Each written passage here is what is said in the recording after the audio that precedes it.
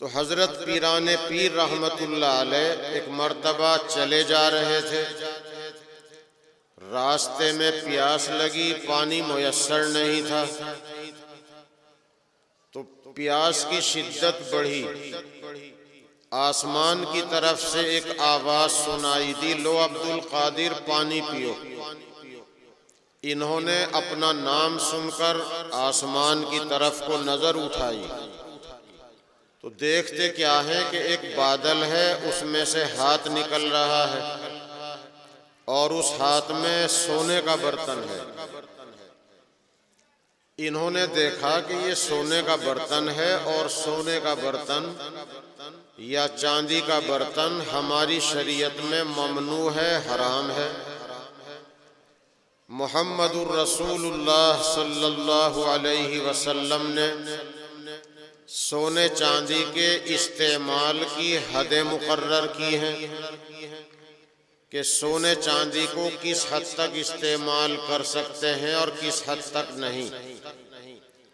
وہ حضرت پیران پیر رحمت اللہ علیہ ہم سے بہت زیادہ جانتے تھے، شریعت سے واقف تھے، شریعت پر عامل تھے، شریعت پر عمل کے بغیر ولایت نہیں ملتی۔ تو انہوں نے دیکھا کہ برتن سونے کا ہے اور سونا حرام ہے۔ مسئلہ یہ ہے کہ اگر سونے چاندی کا ٹانکا کسی برتن پہ لگا دیا ہو تو اس برتن کو وہاں منہ لگا کر کھانا پینا حرام ہے۔ اگر سونے چاندی کا تار کرسی پر یا چارپائی پر باندھ دیا جائے تو اس جگہ بیٹھنا حرام ہے۔ اگر سونے چاندی کا کوئی قلم یا پین بنا دیا جائے، اور ہیں چاندی کے قلم، سونے کے قلم بھی ملتے ہیں، ان سے لکھنا حرام ہے۔ بس سونے چاندی کے برتن کا استعمال کرنا بھی حرام ہے۔ ہماری بہت سی بہنیں میت کو نہلانے کے لیے جب پانی گرم کرتی ہیں یا میت کو نہلانے کے لیے لوٹا بالٹی تلاش کرتی ہیں تو اس وقت بھی یہ مسئلہ کھڑا کرتی ہیں کہ کس چیز کا برتن ہو اور کس کا نہ ہو۔ تو پانی گرم کرنے کے لیے اور میت کو نہلانے کے لیے یا زندہ آدمی کے نہانے کے لیے صرف سونے اور چاندی کا برتن نہ ہو اور کسی بھی چیز کا برتن ہو جائز ہے۔ مٹی کا برتن ہو، مٹی کا گھڑا ہو، لوہے کی بالٹی، پلاسٹک کی بالٹی، پلاسٹک کا مگھا ہو، المونیم دھات کا لوٹا ہو، پلاسٹک کا ہو، ہر قسم کے برتن میں نہلانا بھی جائز ہے اور پانی گرم کرنا بھی جائز ہے، بس سونے اور چاندی کا نہ ہو۔ سونے چاندی کی دانت پر بندش کر دی جائے وہ بھی جائز ہے۔ سونے چاندی کا کوئی ایسا بٹن کرتے میں لگا دیا جائے جو کرتے سے الگ نہ ہو وہ بھی جائز ہے۔ مرد کے لیے چاندی کی صرف ایک انگوٹھی پہننا جائز ہے، ایک انگوٹھی، وہ بھی چونی بھر سے زیادہ وزن کی نہ ہو۔ مرد کے علاوہ بچے سے لے کر بوڑھے تک چاندی کی صرف ایک انگوٹھی پہننے کی اجازت ہے۔ اس کے علاوہ نہ چاندی کی ایک سے زیادہ انگوٹھی پہن سکتے ہیں، نہ سونے کی، نہ تانبے کی، نہ اسٹیل کی، کسی بھی چیز کی انگوٹھی وغیرہ پہننا مرد کے لیے حرام ہے۔ اپنے داماد کو جب شادی کے لیے روکتے ہیں تو سونے کی انگوٹھی بھیجنا جائز نہیں۔ اگر سونے کی انگوٹھی بھیج دی تو وہ لے تو سکتا ہے مگر پہن نہیں سکتا۔ اپنی اماں کو، بہن کو، یا شادی ہونے کے بعد اپنی بیوی کو پہنا سکتا ہے مگر خود استعمال نہیں کر سکتا۔ اس لیے رشتے کے طے ہونے کے وقت سونے کی انگوٹھی نہ مانگنی چاہیے نہ بھیجنی چاہیے، بلکہ خود لڑکے والوں کی طرف سے یہ پیغام چلا جائے کہ سونے کی انگوٹھی ہماری شریعت میں ممنوع ہے، حرام ہے، اس لیے آپ ایسا کشٹ نہ کریں۔ اگر ہماری طرف سے ہی یہ پیغام جائے تو لڑکی والوں کے حق میں اور زیادہ بہتر ہے۔ محمد الرسول اللہ صلی اللہ علیہ وسلم کی چاہتوں پر صحابہ کرام نے اپنی چاہتوں کو قربان کیا ہے، اسی لیے خدائے پاک نے ان کے مقام کو اتنا اونچا بنایا کہ ان کے لیے دنیا میں ہی رضی اللہ عنہم ورضوا عنہ کی سند اور بشارت مل گئی۔ ایک نوجوان صحابی کے ہاتھ میں حضور نے دیکھا سونے کی انگوٹھی ہے، نکال کے پھینک دی۔ وہ انگوٹھی پڑی رہی، اٹھاتے نہیں۔ کسی نے ان سے کہا کہ سونے کی انگوٹھی آپ کے گھر میں کوئی بہن ماں پہن سکتی ہے، اٹھا لیجئے۔ تو رسول پاک صلی اللہ علیہ وسلم کے ان صحابی نے یہ کہا کہ جس انگوٹھی کو، جس چیز کو نبی نے ریجیکٹ کر دیا، پھینک دیا، میں اس کو نہیں اٹھا سکتا۔ صحابہ کرام کا حال یہی تھا۔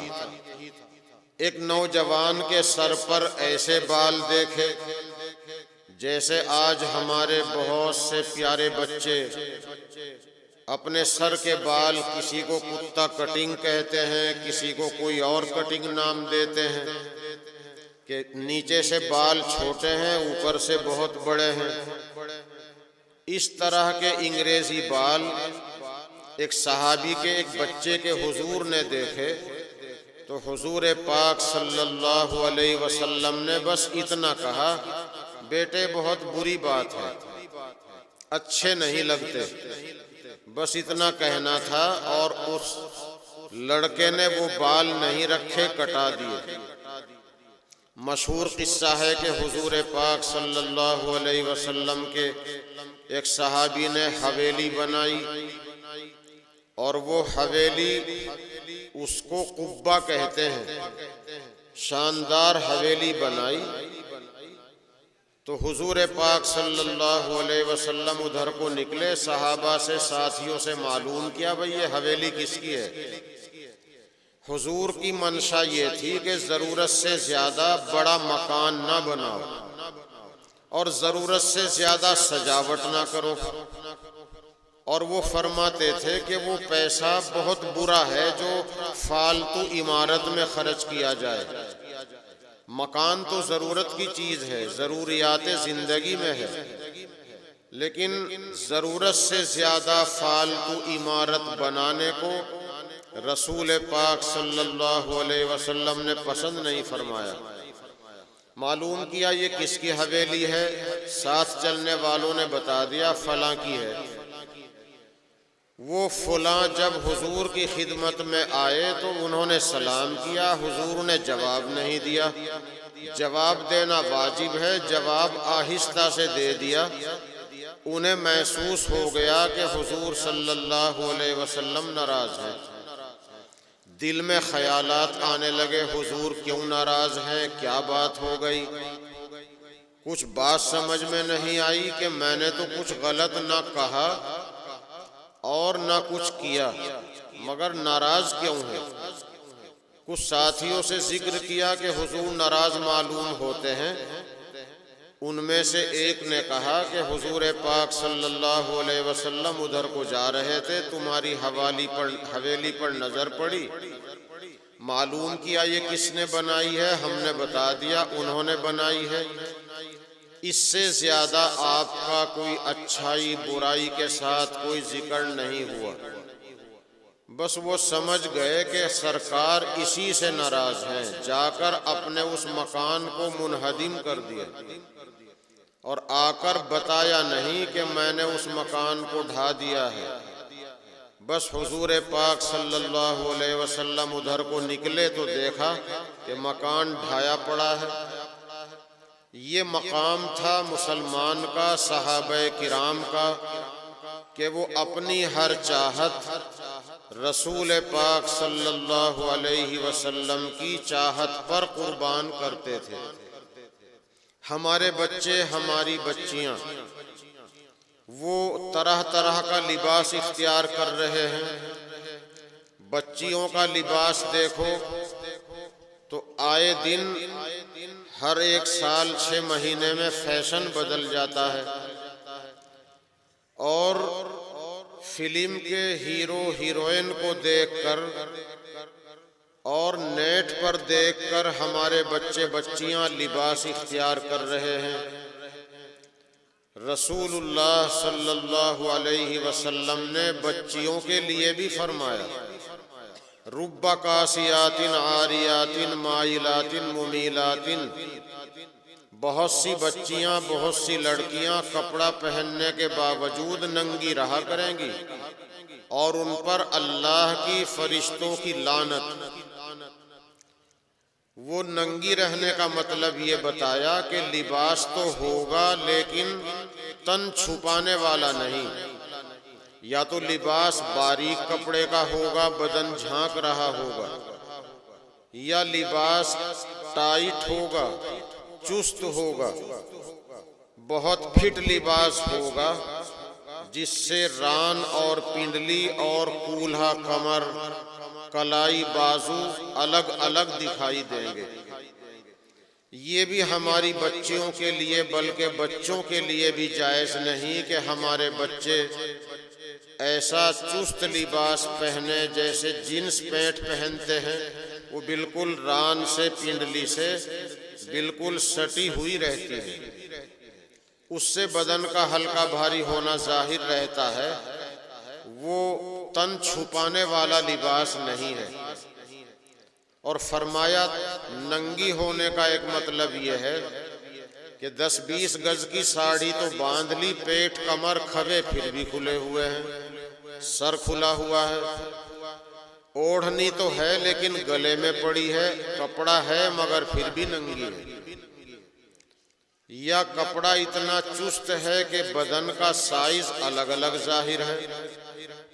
اب پاجامہ جھٹ پٹ جیسا، پتلون جیسا بچیوں نے اختیار کیا ہے، وہ بھی جائز نہیں، اور فٹ پاجامہ بھی جائز نہیں۔ چنٹ والی شلوار جائز ہو سکتی ہے اگر کرتا نیچا ہو، اگر کرتا نیچا نہیں، چاک کھلی ہوئی ہے اور چنٹ ظاہر ہو رہے ہیں تو اس کی بھی اجازت شریعت میں نہیں۔ تو ہم لباس کے پہننے میں اور اپنا حلیہ بنانے میں بھی آزاد نہیں ہیں۔ حضرت پیران پیر رحمت اللہ علیہ کے تعلق سے میں عرض کر رہا تھا، انہوں نے دیکھا کہ بادل نکلا ہے، بادل میں سونے کا برتن ہے، اگر ہم جیسے اوچھے آدمی ہوتے تو ہم سمجھتے کہ ہم تو بہت بڑے مقام پہ پہنچ گئے، اور ہم تو ولایت کے اعلیٰ مقام پہ پہنچ چکے ہیں، دیکھیے ہماری کرامت کہ اللہ نے جنت سے سونے کا برتن ہمارے لیے بھیجا ہے۔ مگر وہ پیران پیر تھے، ولیوں کے ولی تھے، اور ولیوں کی اللہ پاک حفاظت کرتا ہے، اور ولی بننے میں کوئی مشکل نہیں۔ اللہ ہمیں توفیق دے، ہم بھی توبہ کر کے چھوٹے بڑے گناہوں سے بچنے لگے، ہم بھی ولایت کے مقام تو پہنچ سکتے ہیں۔ اللہ توفیق عطا فرمائے۔ تو حضرت پیران پیر نے سمجھا کہ یہ شیطان ہے جو مجھے گناہگار کرنا چاہتا ہے، سونے کے برتن میں پانی پینا حرام ہے، جائز نہیں، اور مجھے سونے کے برتن میں پلایا جا رہا ہے۔ لا حول ولا قوت الا باللہ پڑھا تو یہ کہتے ہوئے شیطان گم ہو گیا، بادل گم ہو گیا، وہ ہاتھ، وہ سونے کا برتن بھی غائب ہو گیا۔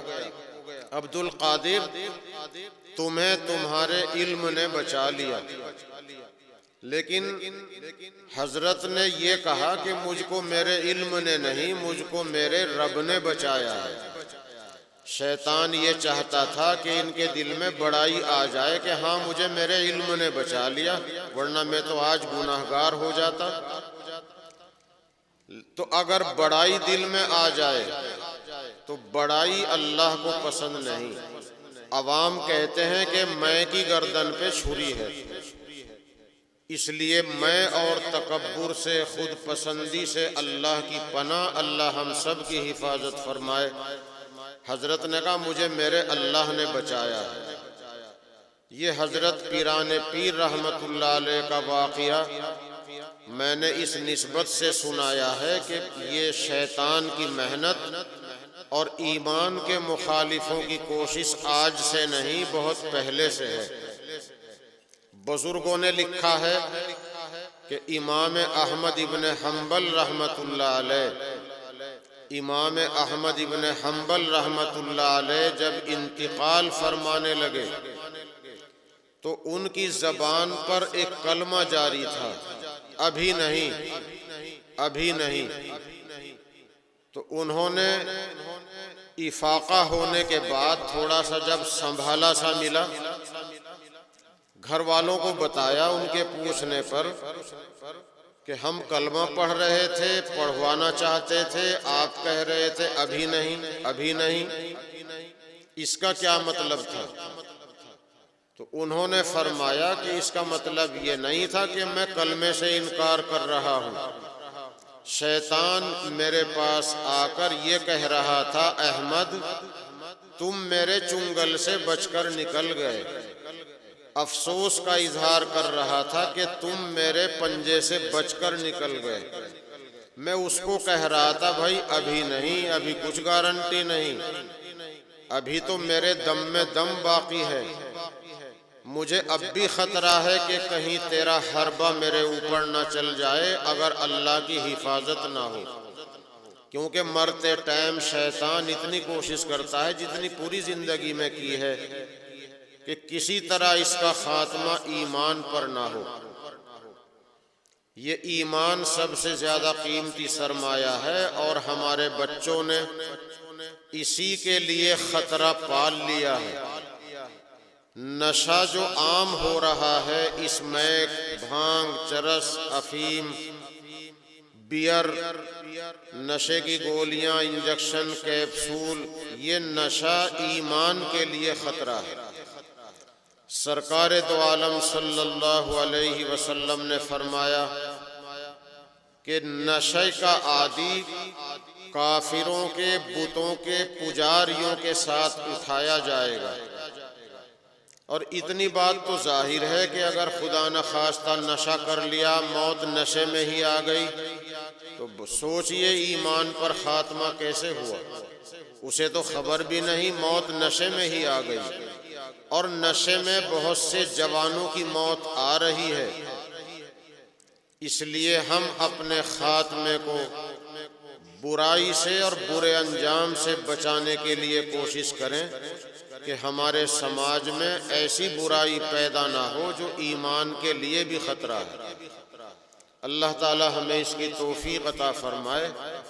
اور لباس کے تعلق سے میں نہیں چاہتا تھا بات لمبی ہو، ہمیں احتیاط رکھنی چاہیے کہ ہم غیروں کا طور طریق اختیار نہ کریں۔ حدیث میں ہے من تشبہ بقوم فہو منہم، جو کسی غلط جماعت کا طور طریق اختیار کرے گا، جو کسی غلط قوم کا، غلط جماعت کا طور طریق اختیار کرے گا تو قیامت کے دن اس کا حشر انہی کے ساتھ ہوگا۔ جیسے حدیث میں ہے من کسر سواد قوم فہو منہم، جو کسی غلط جماعت کی تعداد کو بڑھائے گا تو اس کا حشر انہی کے ساتھ ہوگا۔ خدا نخواستہ کہیں میلہ لگ جائے، کسی مزار کا میلہ ہو، کسی قبر کا عرس ہو، اور ہم وہاں جا کر شریک ہو جائیں، تماشائی بن کے چلے جائیں، حالانکہ ہم قبروں کے پجاری نہیں، ہم اولیاء اللہ سے عقیدت رکھتے ہیں، محبت رکھتے ہیں، فاتحہ درود پڑھتے ہیں، مزاروں پر شریعت کے حکم کے مطابق ہم بھی حاضری دیتے ہیں۔ لیکن ہمارے بہت سے بھائی جو بزرگوں سے عقیدت محبت رکھتے ہیں قبر کے پجاری نہیں، لیکن میلے میں عرس میں پھر بھی چلے جاتے ہیں۔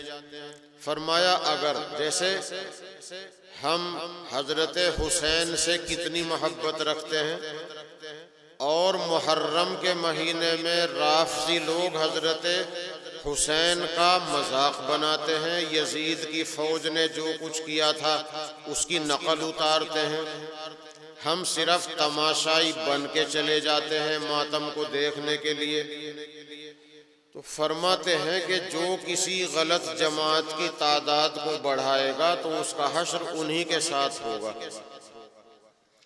اسی طرح فرمایا جو کسی کا طور طریق اختیار کرے گا تو اس کا حشر انہی کے ساتھ ہوگا۔ اب اس میں چاہے کھانا پینا ہو، چاہے پہننا اوڑھنا ہو، چاہے سونا جاگنا ہو، اور چاہے دنیا کا زندگی کا کوئی بھی عمل ہو، وہ اسلام کے نہ ماننے والوں کے طور طریق کے مطابق ہم کریں گے تو ڈرنا چاہیے کہ قیامت کے دن انہی کے ساتھ نہ اٹھا لیے جائیں۔ اس پر ایک واقعہ تازہ کرتا ہوں، پہلے بھی آپ سن چکے ہیں۔ حضرت مولانا اشرف علی صاحب تھانوی رحمۃ اللہ علیہ نے لکھا ہے کہ ایک بزرگ تھے، ان کا نام تھا شیخ دہان، انگریزوں کے کسی ملک میں رہتے تھے۔ انگریز کی ایک لڑکی کلمہ پڑھ کر ایمان میں داخل ہوئی اور ان کے پاس آ کر قرآن پاک سیکھنے لگی۔ اتفاق سے حج کا زمانہ آیا، شیخ دہان حج کو چلے گئے۔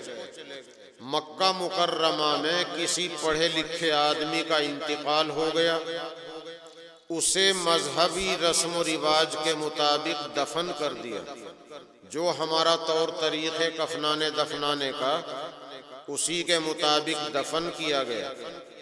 مگر کوئی ایسی نوبت آئی کہ اس کی قبر اکھاڑنی پڑ گئی، اور قبر کا اکھاڑنا جائز نہیں۔ پھر مسئلے میں مسئلہ آ جاتا ہے اور بات ضرورت کی ہے۔ ہم نے چند سالوں میں سنا ہماری بستی میں اور دوسرے کچھ گاؤں میں میت کو دفن کرنے کے بعد لاش نکالی گئی۔ دیکھو، لاش کا نکالنا قبر سے جائز نہیں، شاسن پرشاسن کا قانون، اس کے سامنے ہم مجبور ہیں۔ جب پرشاسن کا آدیش ہے تو قبر اکھاڑنی پڑے گی، لیکن ہم پرشاسن والوں کو مجبور کیوں کریں کہ وہ ہمارے کسی عزیز کی قبر اکھاڑیں؟ اس لیے کہ جنازے کی نماز کے بعد ہی چہرہ کھولنا منع ہے۔ جنازے کی نماز کے بعد کبھی کبھی برزخ کے حالات چہرے پر ظاہر ہو جاتے ہیں اور شریعت انہیں مخفی رکھنا چاہتی ہے۔ جب جنازے کی نماز کے بعد چہرہ کھولنا منع ہے اور قبر میں رکھنے کے بعد تو کفن کا کپڑا چہرے سے ہٹانا ہی جائز نہیں، تو قبر اکھاڑنا کیسے جائز ہوگا؟ اور یہ جو پوسٹ مارٹم ہے، شریعت اس کی رپورٹ کو نہیں مانتی، ہماری عدالت اس کی رپورٹ کو بہت معتبر مانتی ہے، اور ہم اپنی عدالت کے خلاف نہیں بول رہے ہیں۔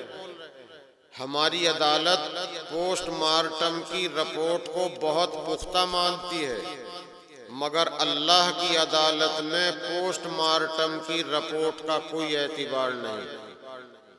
نہ پوسٹ مارٹم کی رپورٹ پر کسی کو مجرم کہا جا سکتا، نہ کوئی سزا نافذ کی جا سکتی۔ ہاں، اللہ کا نظام، فرشتوں کا سسٹم بہت مضبوط ہے، انہیں پتا ہے کہ جرم کس نے کیا، کون قاتل ہے، کتنے آدمی شریک ہیں، کیسے مارا گیا ہے، تو اللہ پاک پوسٹ مارٹم کے بغیر ہی سزا دے گا۔ اور ہمیں تحقیق بھی نہیں، ہم نے پوسٹ مارٹم کرایا اور بلا تحقیق ایک کی جگہ کئی نام لکھوا دیے۔ پہلا ظلم انہوں نے کیا، مارنے والوں نے، دوسرا ظلم ہم نے کر دیا، لاش کی چیرا پھاڑی کرا دی۔ پوسٹ مارٹم تو قانونی مجبوری ہے تو کرا لیں، قانونی مجبوری نہ ہو تو بچیں۔ ہم نے دیکھا ہماری ماں بہنیں میت کے چہرے پر مکھی اڑاتی ہیں نیم کی ٹہنیوں سے، پنکھے سے نہیں اڑاتی کہ پنکھا اس کو لگ جائے گا تو چوٹ لگے گی، اور یوں کہتی ہیں مکھی بیٹھ گئی تو پہاڑ جیسا معلوم ہوتی ہے۔ تو جب اتنی احتیاط ہے تو جب اس کی چیرا پھاڑی ہوگی، جب کتنی تکلیف ہوتی ہوگی۔ اس لیے ہم پوسٹ مارٹم سے بہت بچنے کی کوشش کریں، اور اگر میت کو دفن کر دیا، آج کا بھی قصہ ہے کہیں کا، اگر میت کو دفن کر دیا ہے تو اب قبر کا اکھاڑنا جائز نہیں، اور پھر پوسٹ مارٹم کی رپورٹ کا جب اللہ کی عدالت میں تو اعتبار نہیں ہے، اور ہمیں یہ معلوم بھی نہیں کس نے کیا، ہم نام لکھائیں گے، جو مجرم نہیں ہے وہ بھی مجرم بن جائے گا تو ہم مجرم بن جائیں گے۔ اس لیے اس سے ہم جہاں ہمارا بس چل سکتا ہو اپنے بھائیوں کو منع کریں۔ تو کوئی ایسی نوبت آئی جس سے اس پڑھے لکھے آدمی کی قبر اکھاڑنی پڑی۔ کبھی ایسا ہو سکتا ہے کہ میت کو کسی کی زمین میں دفن کر دیا، اجازت لی نہیں، مالک یہ کہتا ہے کہ میری زمین خالی کرو، اپنے مردے کو نکال لو، وہ کسی بھی طرح راضی نہیں ہوتا تو قبر اکھاڑنی پڑے گی۔ یا کوئی قیمتی سامان تھا، بہت قیمتی سامان تھا، وہ نگل لیا، اور یہ نگلنے والا مر گیا، اور اتنا مال نہیں چھوڑا جس سے اس کی پورتی ہو جائے، تو اب دفن بھی کر دیا تو وہ لاکھوں روپے کا سامان جو اس نے نگل رکھا ہے اسے نکال کر مالک کو دینے کے لیے قبر اکھاڑنی پڑے گی، ورنہ عام حالات میں قبر کا اکھاڑنا جائز نہیں۔ تو ایسی کوئی نوبت آئی، خدائے پاک عبرت کے لیے یہ ماجرا ہمارے سامنے ظاہر کرنا چاہتے تھے۔ پڑھے لکھے آدمی کی قبر اکھاڑی گئی، دیکھتے کیا ہے کہ وہاں ایک تابوت ہے، صندوق ہے، صندوق کھول کے دیکھا تو ایک لڑکی ہے، مردہ لڑکی ہے۔ شیخ دہان وہاں قبر پہ موجود تھے، انہوں نے دیکھ کر یہ کہا کہ یہ لڑکی تو ایسی لگتی ہے جیسے میرے پڑوس کے عیسائی کی لڑکی ہو، یہ کلمہ پڑھ کر ایمان میں داخل ہو گئی، میرے پاس قرآن پڑھنے آتی تھی۔ لوگوں نے کہا بڑے تعجب کی بات ہے، دفن کس کو کیا تھا اور یہاں قبر میں موجود کون ہے؟ اگر ایسا قصہ سامنے آئے تو سب کے اندر داعیہ پیدا ہوگا، بھائی اس کی کھوج نکالو۔ لوگوں نے کہا حج کے کاموں سے فارغ ہو جاؤ، شیخ دہان کے ساتھ چلو اور وہاں تحقیق کرو اس لڑکی کا کیا معاملہ ہے۔ وہاں جا کے دیکھا لڑکی کا انتقال ہو گیا تھا، ماں باپ نے عیسائیوں کے دستور کے مطابق اپنے قبرستان میں دفن کر دی تھی، ان کے یہاں صندوق میں مردہ دفن کیا جاتا ہے۔ ہمارے یہاں تو وہی رواج ہے جس پر ہمارا عمل ہے، اگر زمین نرم ہو، دیواریں تھمتی نہ ہو تو صندوق میں، لکڑی کے صندوق میں مردے کو رکھ سکتے ہیں۔ اگر قبر میں پانی نکل جائے تو ریت بچھائیں گے، چٹائی بچھائیں گے، بوری بچھائیں گے، پھر بھی کام نہ چلے تو قبر دوسری کھود لیں گے اور اس میں مٹی بھر دیں گے۔ کھلی ہوئی قبر کو، کھودی ہوئی قبر کو بند کرنا ہو تو اناج نہیں ڈالنا، اس میں مٹی ہی بھرنی ہے، اور اگر کام نہیں چلتا تو دوسری قبر کھودیں گے۔ پانی نکلتا ہے تو چٹائی سے، بوریے سے، ریت سے کام نہیں چلتا تو پھر پنی بچھائیں گے۔ صندوق میں دفن کرنا ہمارے یہاں جائز نہیں، اور اگر دیواریں ہی نہیں رکتی، وہاں مجبوری ہے تو لکڑی کا صندوق میں رکھیں گے۔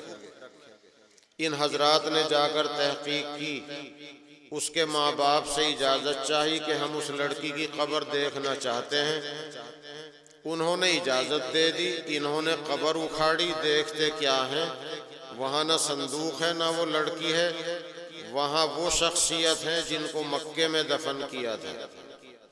یہ فرشتوں کا نظام ہے جو بہت مضبوط ہے۔ ہم مسلمانوں کے لیے سمجھنا کوئی مشکل نہیں، اللہ کے لیے کیا مشکل ہے۔ کہیں کی چیز کہیں پہنچانا۔ تو اب لوگوں میں بڑا تعجب ہوا، بھئی یہ کیا معاملہ ہے، وہاں دفن کیا تھا وہ یہاں مل رہا ہے، جس لڑکی کو یہاں دفن کیا وہ اس کی قبر میں مل رہی ہے۔ کسی اللہ والے نے کہا کہ وہ جو پڑھا لکھا آدمی تم نے مکے میں دفن کیا ہے اس کی بیوی بچوں سے پوچھو ان کے گھر کے حالات کیا تھے۔ ان کی بیوی سے جا کر معلومات کی تو انہوں نے یہ کہا کہ یہ غسل سے پہلے نہانے کے ٹائم کبھی کبھی یوں کہا کرتے تھے کہ یہ نہانے کی مشقت ہمارے مذہب میں ہے، عیسائی دھرم میں نہانے کی تکلیف نہیں ہے، میاں بیوی رہتے سہتے رہیں، تعلقات قائم کریں، ملاقات کریں، نہانا ان کے مذہب میں ضروری نہیں، اور یہ مشقت ہمارے یہاں ہے۔ تو یہ بات یہ کہا کرتے تھے۔ اس وقت جتنے علماء وہاں موجود تھے وہ اس نتیجے پر پہنچے کہ یہی بات اللہ کو ناگوار گزری اور اس کو اس لڑکی کی قبر میں پہنچا دیا جسے اس کے گھر والوں نے عیسائی سمجھ کے دفنائی ہے، یہ قیامت کے دن اٹھے گا عیسائی کی قبر سے۔ اور وہ لڑکی کلمہ پڑھ کر ایمان میں داخل ہوئی، قرآن سیکھتے سیکھتے مر گئی، اس کو اللہ پاک نے عالم کی قبر میں پہنچا دیا، یہ اٹھے گی عالم کی قبر سے۔ تو اس واقعے سے بھی عبرت حاصل ہونی چاہیے کہ ہمارا پہننا اوڑھنا، ہمارے سر کے بال، ہمارا چہرہ مہرہ، کھانا پینا، بیاہ شادیاں، زندگی کے سارے معاملات غیروں کے طریقے پر نہ ہو، اور سمجھنے کے لیے عمل کے لیے کافی ہے۔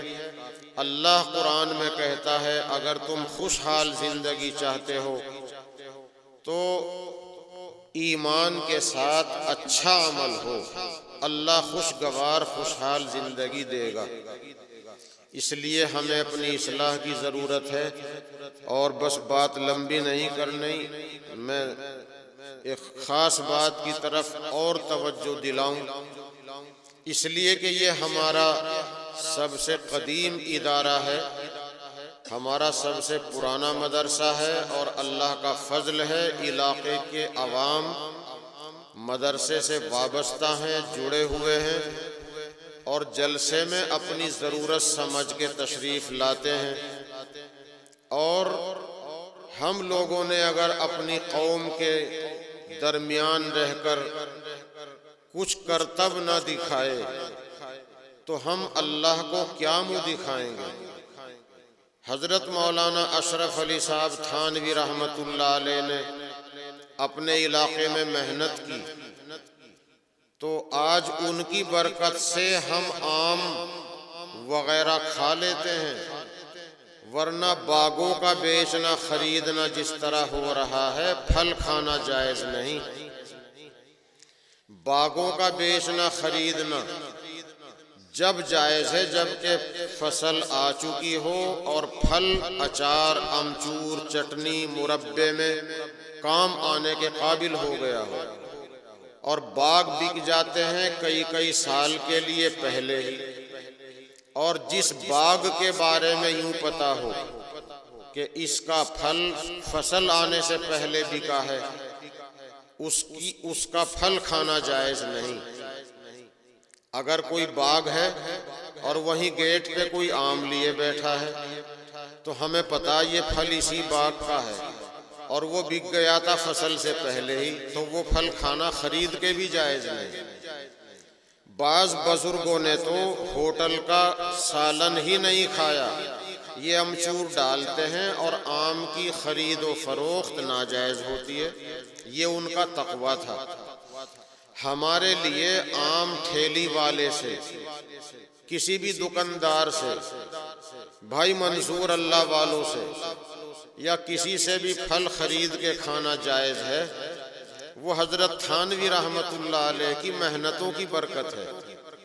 انہوں نے اپنے علاقے میں عوام کو بتایا تو عوام کی اصلاح ہو گئی، اس علاقے میں کاندھلا تھانہ بھون کے علاقے میں بہت سے لوگ اپنا باغ جائز طریقے سے بیچتے ہیں، تو پتہ چلا کہ کچھ باغ ایسے بھی ہیں کہ جو جائز طریقے سے بکتے ہیں، جائز طریقے سے خریدے جاتے ہیں۔ تو جس ٹھیلی والے کا، دکاندار کا ہمیں پتہ نہیں کون سے باغ کا پھل لایا ہے، اس سے خرید کے کھا سکتے ہیں، یہ سوچ کر کہ ہو سکتا ہے اس باغ کا ہو جو جائز بکا ہوا ہے، تو یہ ان کی برکت ہے۔ اگر اس علاقے میں لوگ جائز طریقے سے بیچنا خریدنا نہ کرتے تو اب کہیں سے بھی پھل خرید کے کھانا جائز نہ ہوتا۔ اس لیے میں نے پہلے بھی فصل کے موقع پر کچھ باتیں بتائی تھی، فصل کاٹنے کا طریقہ، لان مشین والے کا، آٹا چکی والے کا، آج انہیں تو نہیں دہراتا، لیکن کھیت کو بٹائی پر دینے کا طریقہ وہ عرض کرتا ہوں۔ ہم کسان لوگ کھیتی کرنے میں بھی آزاد نہیں۔ اللہ نے رسول پاک صلی اللہ علیہ وسلم کے واسطے سے ہمیں کاشت کرنے کا طریقہ بھی بتایا ہے اور کھیت کو بٹائی پر دینے کے طریقے بھی بتائے ہیں۔ کھیت کو بٹائی پر دینے کے جائز طریقے 3 ہیں۔ ایک طریقہ تو یہ ہے کہ صرف زمین مالک کی ہو، بیج، ٹریکٹر یا بیل، کھاد پانی، کٹائی کا خرچ محنت کرنے والے کا ہو۔ زمین صرف مالک کی، بیج، بیل، ٹریکٹر، کھاد پانی کا خرچ، کٹائی کا خرچ محنت کرنے والے کا، اور حصہ اتنا طے کرو جتنے میں پڑتا آ جائے۔ آپ یہ کہیں گے جب سب کچھ محنتی کا ہے تو اس بیچارے کو پڑتا کیا آئے گا؟ تو پیداوار کا حصہ اتنا طے کرو جتنے میں دونوں کو پڑتا آ جائے۔ تو ایک طریقہ تو یہ ہے زمین مالک کی، بیج، ٹریکٹر، بیل، کھاد پانی، کٹائی دوسرے کی۔ دوسری صورت یہ ہے کہ زمین اور بیج مالک کا، بیل، ٹریکٹر، کھاد پانی، کٹائی محنت کرنے والے کی۔ تیسری صورت یہ ہے کہ زمین اور بیج اور بیل یا بیل کی جگہ ٹریکٹر یا آج کل ٹریکٹر کا کرایہ، زمین اور بیج، بیل، ٹریکٹر، یہ 3 چیزیں تو مالک کی اور باقی سب کچھ محنتی کا، اور پیداوار کا حصہ اتنا طے کرو جتنے میں پڑتا آ جائے۔ یہ 3 طریقے پیور جائز ہیں۔ ایک چوتھی شکل کم درجے کی جائز ہے۔ تو میں اس لیے عرض کر رہا ہوں کہ ہم اپنے ہر کام کو شریعت کی روشنی میں انجام دیں گے تو ہماری دنیا بھی دین بن جائے گی اور انشاءاللہ ہماری کمائی میں برکت ہوگی۔ تو اگر ہمارے پڑھنے لکھنے کا ہماری قوم کو اتنا بھی فائدہ نہ پہنچا تو ہم کس کام کے ہیں اور کیا اللہ کو منہ دکھائیں گے؟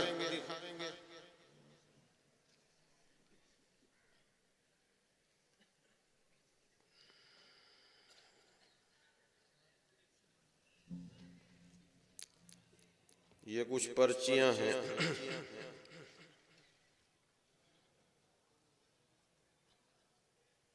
یہ کیا؟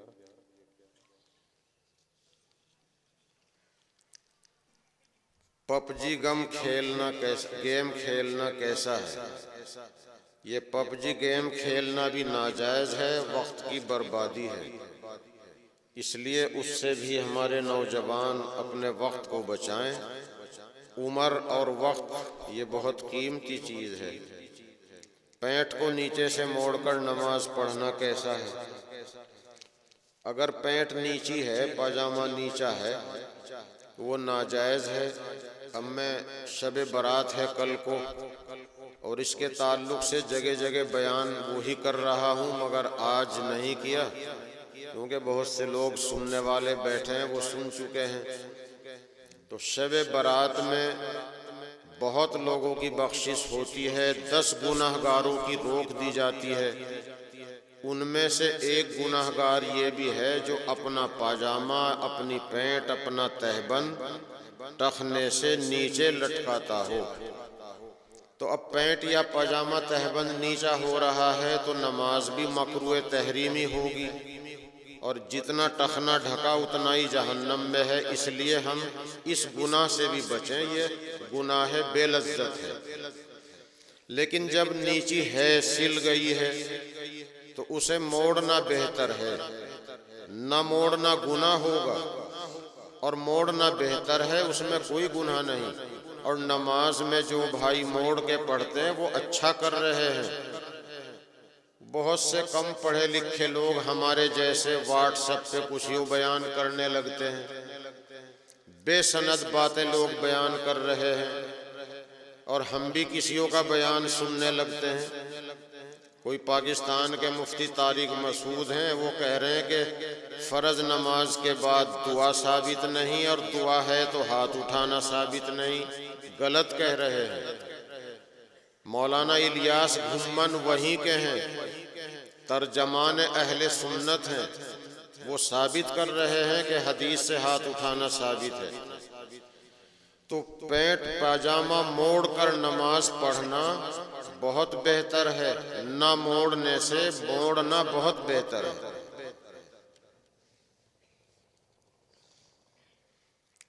حضور پاک صلی اللہ علیہ وسلم کیسی ٹوپی پہنتے تھے؟ تو فتاوی محمودیہ میں لکھا ہے کہ ایسی لمبی سی ٹوپی، سادی سی ٹوپی اوڑھتے تھے، اور وہ سر سے چپکی ہوئی رہتی تھی۔ اور ہمارے لیے سنت وہ لباس کہلاتا ہے کہ جو ہمارے زمانے کے اچھے اچھے علماء، جن کو ہم علماء صالحین مانتے ہیں، علماء صالحین، بڑے علماء، نیک لوگ جو لباس پہن لیں وہی ہمارے لیے سنت ہے۔ یہ 5 کلی والی کا ثبوت حدیث سے نہیں ہے۔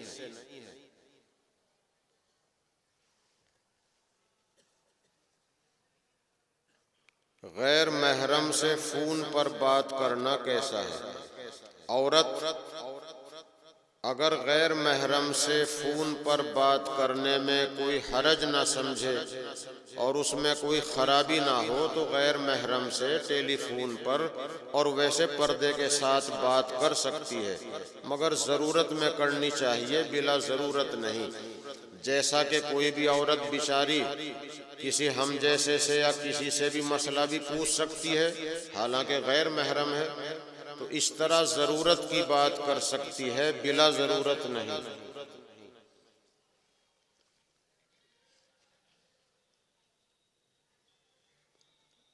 فٹ پاجامے کے متعلق میں نے بتا دیا ہے کہ پنڈلی ران اگر الگ الگ ظاہر ہوں، وہ لباس پہننا ہماری بچیوں کے لیے ناجائز ہے، تو اس میں نماز پڑھنا بھی مکروہ ہے۔ گوبر سے اپلے، گوبر کے گوشت سے بیچنا پوچھ رہی ہیں۔ گوبر ہمارے لیے مال نہیں، گندگی نجاست ہمارے لیے مال نہیں، اس کو بیچنا خریدنا ناجائز ہے۔ لیکن اگر گڈھا کچا ہے، کچی زمین میں گڈھا بنایا، اس میں گوبر کی کوڑی ڈالی، اسے بیچ سکتے ہیں، اس میں مٹی کی آمیزش ملاوٹ ہو گئی۔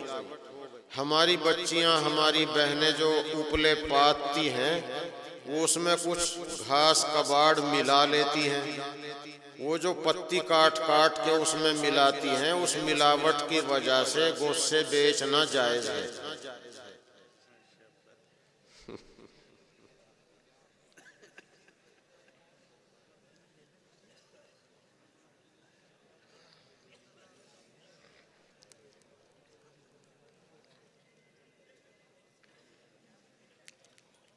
بغیر دعوت کے کسی کے یہاں بیاہ شادی وغیرہ میں جانا بغیر بلائے جانا، بغیر دعوت کے جانا جائز نہیں۔ حدیث میں ہے کہ یہ آدمی چور بن کے جاتا ہے اور ڈاکو بن کے نکلتا ہے، تو اس لیے ایسی جگہ ہم نہ جائیں۔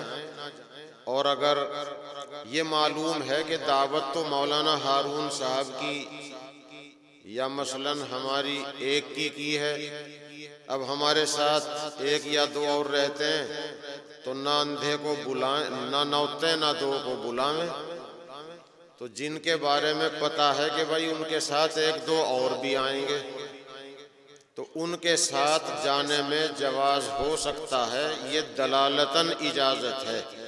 میزبان یا تو کہہ دیتا ہے یا اس کو پتہ ہے کہ ایک دو ان کے ساتھ اور بھی آئیں گے۔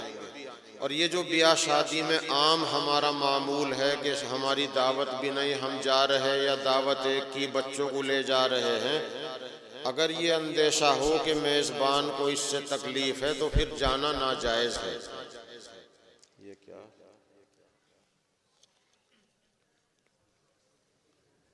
شوہر اور بیوی ایک دوسرے کا جھوٹا کھانے پینے میں کوئی حرج نہیں، چاہے دودھ ہو چاہے کوئی اور چیز ہو۔ شوہر کا جھوٹا بیوی کھا سکتی ہے، بیوی کا جھوٹا کھانا ہو یا پانی، دودھ ہو یا چائے، بیوی بھی کھا سکتی ہے۔ عورت کے لیے غیر محرم مرد کا جھوٹا کھانا مکروہ ہے، وہ بھی جب ہے جب کہ یہ پتہ ہو کہ یہ فلاں آدمی کا جھوٹا ہے۔ اگر مہمان بیٹھک میں کھانا کھا رہے ہیں، برآمدے میں کھا رہے ہیں اور کئی سارے برتنوں میں کھانا بچ گیا، گھر کی عورتیں نہیں جانتی کون سی پلیٹ کس کے آگے تھی، تو وہ مردوں کا جھوٹا کھا سکتی ہیں۔ غیر محرم کا جھوٹا کھانا جب ناجائز ہے، مکروہ ہے، جبکہ یہ پتہ ہو کہ یہ فلانے کے سامنے کا ہے۔ تو شوہر تو غیر محرم ہے ہی نہیں، شوہر کا جھوٹا بیوی کا جھوٹا ایک دوسرا کھا پی سکتے ہیں۔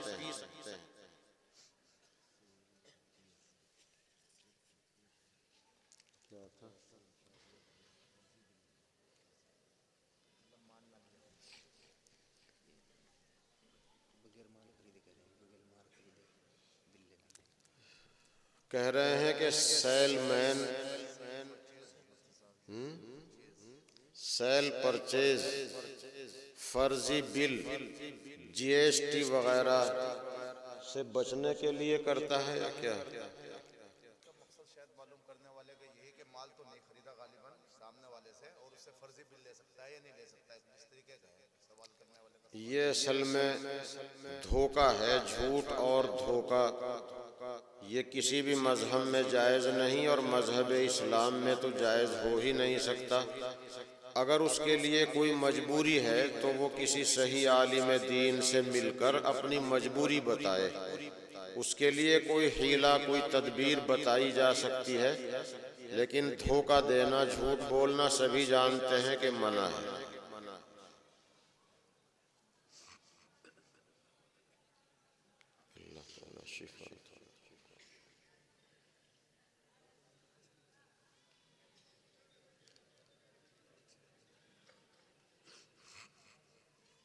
عام آدمی قرآن کا ترجمہ پڑھ سکتا ہے یا نہیں؟ جی، صحیح عالم کا لکھا ہوا ترجمہ پڑھ سکتے ہیں۔ اگر ہم اردو پڑھنا جانتے ہیں تو صحیح عالم کا لکھا ہوا ترجمہ پڑھ سکتے ہیں۔ جہاں کوئی بات سمجھ میں نہ آئے تو اپنے علماء موجود ہیں، ان حضرات سے رابطہ کر لیں۔ باقی صحیح عالم کا لکھا ہوا پڑھنے میں کوئی حرج نہیں۔ منع تو یہ ہے کہ ہم اپنی طرف سے کوئی ترجمہ نہ نکالیں، جیسے قرآن میں ہے کلا سوف تعلمون، تو بہت سے بھائی داڑھی کی طرف اشارہ کر دیں کلا سوف تعلمون، وہ کلا اسے سمجھتے ہیں۔ اپنی طرف سے ترجمہ کرنا حرام ہے۔ اسی طرح صفن صفا کہہ دیں، حالانکہ قرآن میں صفن صفن کے معنی ہے لائن وار، جماعت لگا کر کھڑے ہونا۔ جیسے ہم ابابیل کا ترجمہ ابابیل کر دیں، حالانکہ ابابیل کے معنی ہے ڈار کی ڈار۔ اللہ نے پرندے بھیجے ڈار کی ڈار، چاہے وہ کوئی سے بھی تھے، ہو سکے ابابیل ہی ہوں، لیکن الم تری کیف میں ابابیل کے معنی ڈار کی ڈار ہے، یعنی پرہے کے پرہے بھیجے۔ نابالغ لڑکی کے شوہر فوت ہو جائیں تو عدت کیسے ہوگی؟ نابالغ لڑکی جو ہے وہ شریعت کے احکام کی مکلف اور پابند نہیں، لیکن اگر وہ ہوشیار ہے، شعور اس کو ہے، تو تاکہ دوسری عورتوں کو مسئلہ معلوم ہو، شوہر کی جو وفات کی عدت ہر حال میں ضروری ہوتی ہے۔ طلاق والی عدت تو تب ہوتی ہے جبکہ نکاح کے بعد کم سے کم 1 منٹ شوہر بیوی بند مکان میں رہے ہوں، چاہے صحبت نہ ہوئی ہو۔ اگر وہ بند مکان میں 1 منٹ بھی رہے اور طلاق ہو گئی تو عدت فرض ہے، اور مرنے والے کی عدت ہر حال میں ہے، تنہائی ہوئی ہو چاہے نہ ہوئی ہو۔ بہت چھوٹی نابالغ بچی ہے، باپ نے نکاح کر دیا، عدت کی وہ پابند نہیں، لیکن اگر وہ شعور والی ہے تو دوسری عورتوں کو مسئلے کا پتہ ہو، کچھ عدت وغیرہ کرا سکتے ہیں۔ مسلمان غیر مسلم کے جنازے میں شریک ہو سکتا ہے یا نہیں؟ مسلمان کے جنازے میں غیر مسلم بھائی آئیں، کاندھا لگائیں، قبر پہ مٹی ڈالیں، شوق سے ڈالیں، درست ہے۔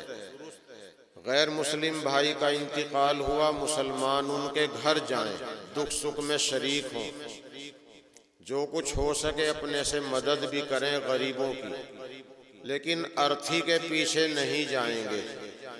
اور کبھی حالات ہیں، مجبوری ہے، جیسے کرونا کے چلتے ہوئے غیر مسلم کا انتقال ہوا، غیر مسلم رشتہ دار نہیں آئے، اور مسلمان پڑوسیوں نے ارتھی اٹھا کر شمشان گھاٹ تک پہنچائی۔ یہ انسانیت ہے، انہوں نے ایسا کیا ہے، یہ مذہب سے اوپر اٹھ کر کیا ہے، کرنا چاہیے تھا، لیکن عام حالات میں ارتھی کے ساتھ نہیں جائیں گے، کیونکہ وہ مردے کو جلاتے ہیں اور جلانا ہمارے مذہب میں منع ہے، اس لیے نہیں جائیں گے۔ اگر کسی کو جانا پڑ گیا تو اس کے لیے توبہ استغفار ہے۔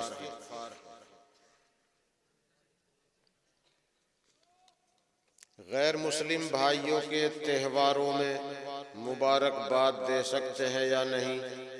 یہ عام لوگوں کے لیے نہیں، اگر کسی کو دینی ہی پڑے، ماسٹر احسان ہیں، ان کے چیلے شاگرد غیر مسلم بھی زیادہ ہیں، یا کوئی اور ہیں، ودھائک جی ہیں، اب انہیں مبارکباد دینی ہی پڑتی ہے سیاستاً، تو اتنا کہنے میں کوئی حرج کی بات نہیں کہ دیوالی آپ کو مبارک ہو، دیوالی آپ کو مبارک ہو، یہ طریقہ ہے۔ باقی عام طور پر ہمیں اس کی ضرورت نہیں ہے، ہمیں ان سے تعلقات رکھنے ہیں، لحاظداری رکھنی ہے، لیکن شریعت کی حدود میں رہ کر۔ شادی کی سالگرہ یہ کوئی چیز نہیں، نہ جنم دن، نہ برسی، نہ سالگرہ۔ جتنا 1 سال گھٹ رہا، ہماری زندگی بھی کم ہوتی جا رہی ہے، یہ کوئی خوشی کی چیز نہیں، نہ حدیث سے اس کا ثبوت ملتا ہے۔ روزے کی حالت میں انجیکشن لگوا سکتے ہیں، گلوکوز بھی چڑھوا سکتے ہیں، نس کا انجیکشن بھی لگوا سکتے ہیں، اس میں کوئی حرج نہیں۔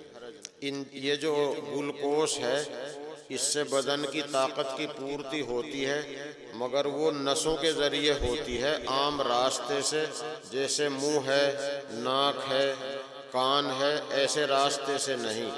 اس لیے گلوکوز بھی چڑھوانے سے روزے میں خرابی نہیں آتی۔ خالہ کی لڑکی سے نکاح جائز ہے اگر نانی کا دودھ نہ پیا ہو اور خالہ کا دودھ نہ پیا ہو، کیونکہ جس کا دودھ پی لیتے ہیں وہ ماں بن جاتی ہے، نانی کا دودھ 1 گھونٹ بھی پی لیا تو خالہ جو ہے وہ بہن بن گئی، پھر خالہ کی اولاد بھائی بھتیجے بھانجے بن گئے، بھانجی بن گئی، اور اگر خالہ کا دودھ پیا ہے تو خالہ کی اولاد سگے بھائی بہن بن گئے۔ اس کا نکاح نہیں ہو سکتا، اس کے دوسرے بھائی بہنوں کا ہو سکتا ہے۔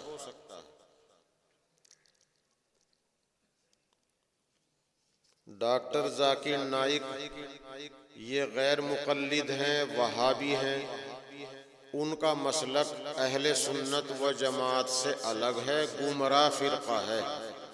ان کے یہاں بہت ساری ناپاک چیزیں پاک ہیں، ان کے یہاں کتے جیسے جانوروں کی غلاظت گندگی پاک، منی کو بھی پاک لکھا ہے، تو وہ تو گمراہ فرقے سے تعلق رکھتے ہیں۔ ہم اہل سنت و جماعت ہیں، ہمارے یہاں منی ناپاک ہے۔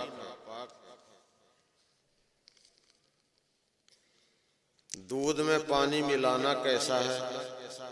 یہ تو حضرت عمر کے زمانے سے چلا آ رہا ہے۔ جہاں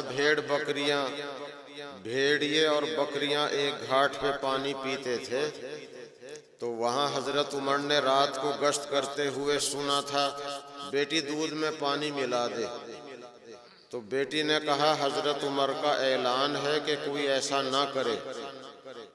تو ماں نے کہا عمر کہیں دیکھ رہے ہیں؟ تو لڑکی نے کہا اللہ تو دیکھ رہا ہے۔ تو پتہ چلا کہ پانی دودھ میں ملانے کا معاملہ تو بہت پہلے سے ہے۔